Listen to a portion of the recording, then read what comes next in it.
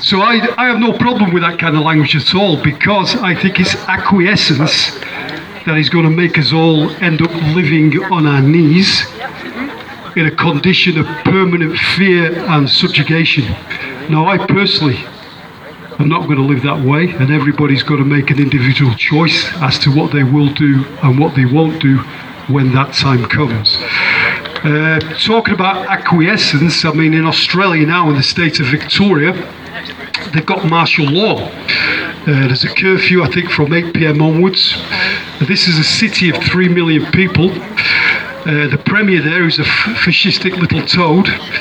He basically said that vaccinations will be mandatory and that everybody must wear a mask if they are outside the house, no matter what activity they are engaged in.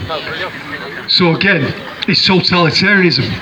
That's the way it is, you know what I mean? And people, if they do not push back, that will be the future for all of us. So when somebody says sheep, I think, well, that's fair enough. Because we're not a political party. We're not here to be smooth and all singing from the same hymn sheet. We're here to express our opinions. And that might be a little bit rough-edged at times, but if it's coming from the heart and you can understand the frustration and the anger of what's happening all around us and what has been happening for, over 5 months now, then that's fair enough. Okay? In terms of masks themselves, well, we all know basically they are a badge of compliance and a potential badge of enslavement. I will not wear one, and I'm pretty sure the vast majority, if not all of the people here, will not wear one either, in any circumstance. In fact, the only time I would wear one if I'm in my casket and somebody then chooses to put a mask on me. And if they do that, I will reanimate and grab them by the throat, okay? It's a promise. It's definitely a promise. So the mask. In terms of practicalities of the mask, and it's always good to get some practical kind of backbone or knowledge, if you like. We all know that COVID is a smokescreen for a world power grab and the New World Order. That's what it's about, basically. It's to divert attention. 5G is the weaponry that will enable that to happen. It will make healthy people sick. It will kill already frail, vulnerable people. That's exactly what they're prepared to do. So in terms of the masks, if you go into a shop and a shopkeeper or a shop assistant says to you, why have you not got a mask on? You say, well, I don't have to tell you why I'm choosing not to wear a mask. I am exempt. That's it. End of argument. If they then refuse to serve you, you could say to those people, you are potentially professionally and personally liable under both the Equalities Act and the Disability Discrimination Act, and I will be contacting your employer if it's an employee, or put it in writing if it is the employer. I think it's a fine of £9,000 and £5,000 according to that fine, according to that act, sorry. So like I said, knowledge is power. All you have to do, we've all got backbone, is use that backbone and continue to speak out against this repressive fascist bullshit, okay? So yeah, so that's masks anyway, good old masks, love masks.